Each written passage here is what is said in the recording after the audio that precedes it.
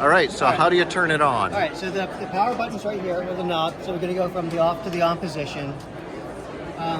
From this point forward, it's about 3 minutes to going through all of the tests to being able to use the machine.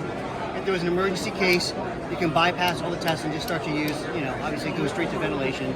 So it triggers the diagnostic thing Yep. on the first turn on. Correct, yep. So what's happening now is it goes through some of like the CPU, like the actual electronics, not necessarily the circuit, but so this first 20 seconds is that.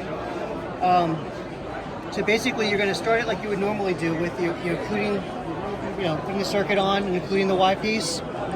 So in the morning, like you put the circuit on in the bag. Show me, where do you put the thing on? Right at this. Right here, yep. Right, the plug right down there. Right there, okay. yep. And so you hook up your sample line to your gas bench. Okay. So now this has done all the electronics, and the nice thing is it gives you the instructions, right? It tells you step by step what to do. Once you do it a few times, obviously you don't need to do this, but it's telling you basically to put the circuit on, set your APL valve to 30.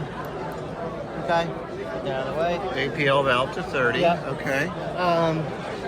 And press go. It doesn't matter where the lever switch is, an automatic or manual. It doesn't matter. So you press continue. Press continue. Yep. And so basically now it's checking everything: the automatic side of the circuit, the manual side, negative pressure testing, the vaporizer leak test, all that stuff. It's doing that.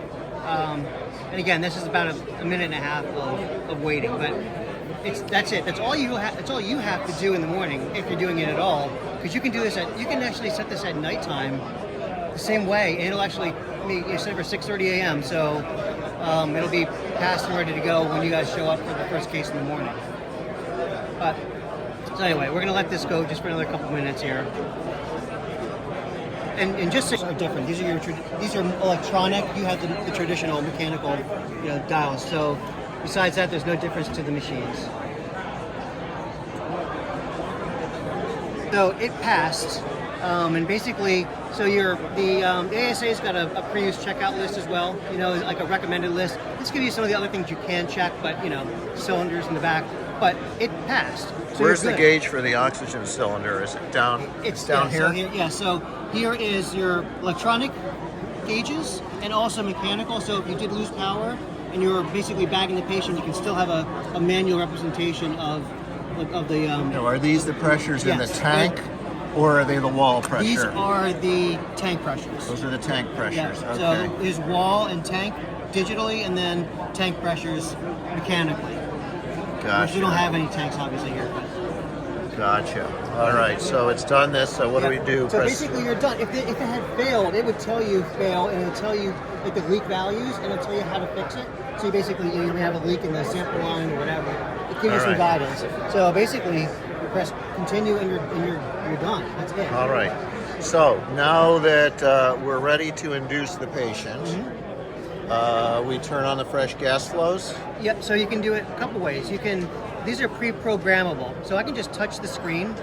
It'll come out of standby with a predetermined fresh gas or oxygen flow. So obviously for induction, maybe it's 10 liters, whatever you want to set. But in this case, it happens to be set at 7. Let me just do that. So, right. So I'm pre-oxygenating the patient. However you want to do it, you can dial the flows up or down. And when you want to intubate, instead of turning the flows down, you can actually, where am I going to go here? I'm going to touch this button here, flow pause.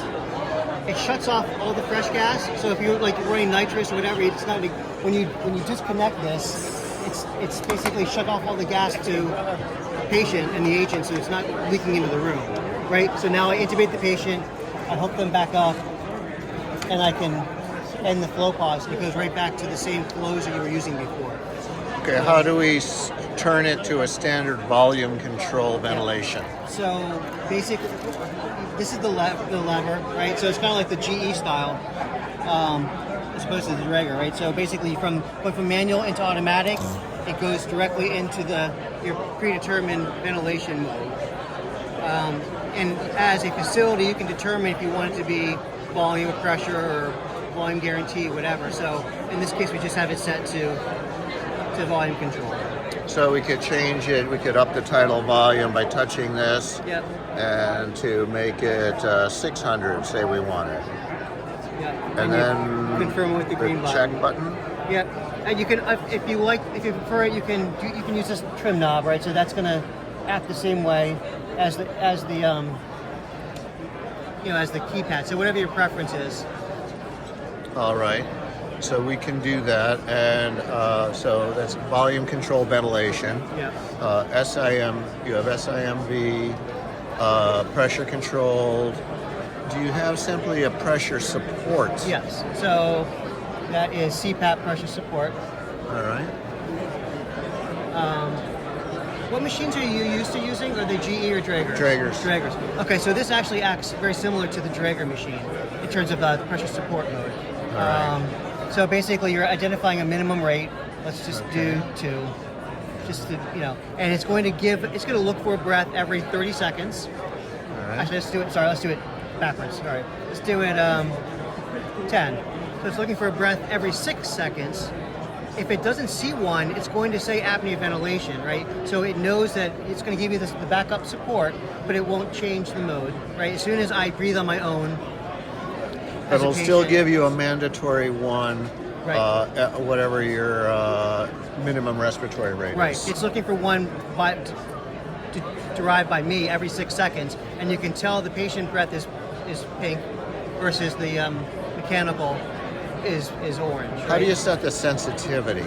So that Or sensitivity. is this your flow trigger? Yes, that's correct. Yep. All right. So I think ours defaults to, the Draeger's default for 2. Often I'll set it to 5.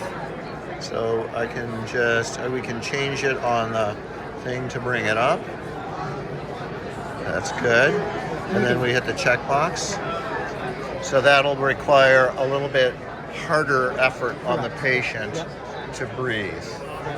All right. And also with pressure support, I find they often will, if I just do this and just have 0, and then so there'll be no peep on it. Now, instead of total flow, what if I want to do it just traditionally? Yeah. I want to set my nitrous separate, to start 3 and 2. Yeah. So, and then honestly, when these things get set up, they should default that to the traditional way, right? But we can anyway. If you touch anywhere down here, it pulls up this fresh gas control menu. So this is where you can choose the way to deliver. So it can be direct flow. Direct flow. So that's going to be what you're more familiar with, right? So all I see is air and oxygen. Right. I do not see nitrous Correct. on this. Yeah. So basically, that's the thing about being fully electronic. You choose your balance. You choose your gases. Right. So you have oxygen when you choose your balance gas of nitrous or air. So it's still in that menu. So that is a workflow change, right? That is We have separate dials. Yes, right, exactly. But that's where you would go to do that. The interesting thing, though, and not to get too far into the weeds, I know you don't want to go there, but if I'm in manual mode, I can choose. There's a lot of profiles. So, like whether it's like a bariatric room or robotics or pediatrics or whatever. So let's just say it's a ped room or a neonate room. If I choose that profile, obviously all the vent parameters are going to be set appropriately, but maybe that's where you have nitrous as your balance gas versus defaulted to air in other rooms. I don't know, but you have the ability to make it so it's a little bit more user friendly. But I know you just got these things recently, so. And so this is pressure control right here. Yep. And that's volume control, and we have the SIMV volume control. We have the similar things on the Draegers. Correct, yeah. And then CPAP pressure support will do this. You probably don't have this mode. What is that? So basically, it's another SIMV mode, but it's also pressure control volume guarantee, which I don't believe that Draeger has. No. So this is basically a synchronized volume guarantee mode. So basically, what it's trying to do is it'll give you basically a total volume that you set, but at the lowest pressure possible. So that's like the limitation of volume controls, where you always worry about the pressure in the lungs. So it's kind of the best of both worlds.